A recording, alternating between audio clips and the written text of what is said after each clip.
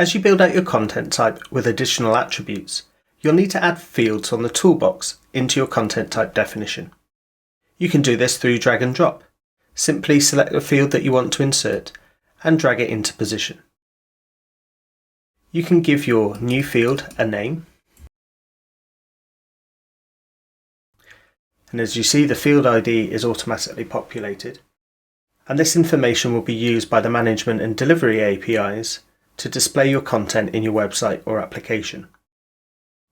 As well as drag and drop, you can simply select a field from the toolbox and it will be added into the content fields list directly under the one that's currently selected. So if I select a date field, we see it's added directly underneath my new field. To remove fields from a content type, select the Field Actions menu and click on Remove Field. I'll do the same for this text field. Please bear in mind, if you have content published and the field is already in use, removing the field will remove the content from the entries created from this content type.